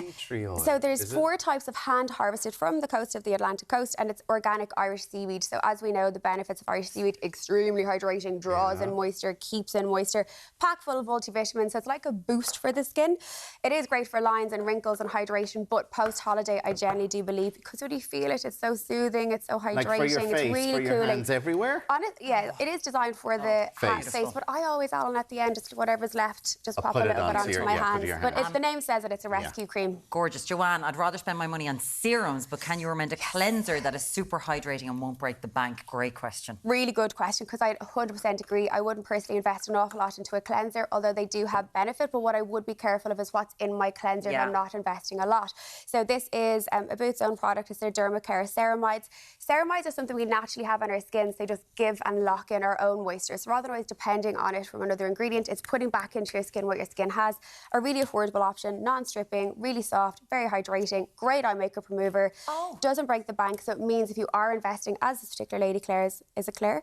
Is at, or Joanne is saying she just wants to make sure that it really is working. Some of the Boots stuff is really good, isn't it? And they put a lot of effort into it and detail into it. You're right, they dermatologically test it. Like this is ideal for really sensitive, irritated skin. You feel the difference immediately with very dry skin. We've got to go. I'm going on holidays in a couple of weeks before the kids go back to school. I want to feel the best version of myself. Body lotion. So I'm using this one, like I use a couple on the go. This is one of my go-tos at the moment, mainly to be honest, because it's so affordable and it works. So it's a beautiful combination. Have a little feel of it. Rub it on your arm. It is so thick, guys. Beautiful to put it on straight after the shower when the skin is slightly wet. You'll actually get a better penetration from it.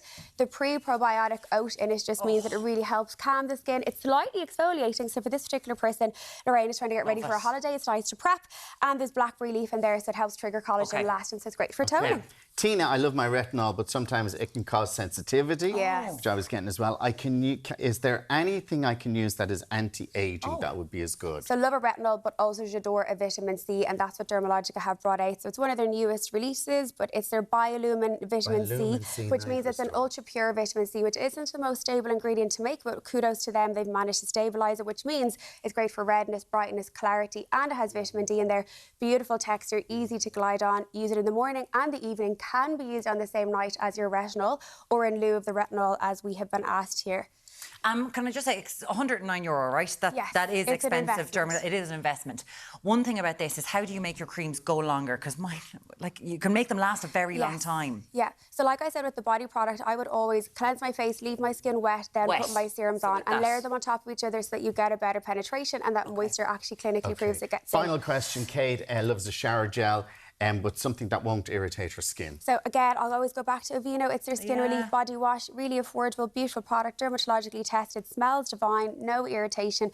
And it literally sits in my shower if you go to my house right now, because it's just top to toe all over, hydrated skin, brilliant for prolonging your tan. The more hydrated the skin, the healthier the skin. Yeah, whether it's, even your fake tan. Fake tan as well. Yeah, 100%. Great idea. Jennifer Rock. AKA the Skin Nerd, thank you so much for Thanks, darling. Amazing. Ray, what's coming up tomorrow's show? I'm having cucumbers for lunch. Coming up on Wednesday's Ireland... Come on over here.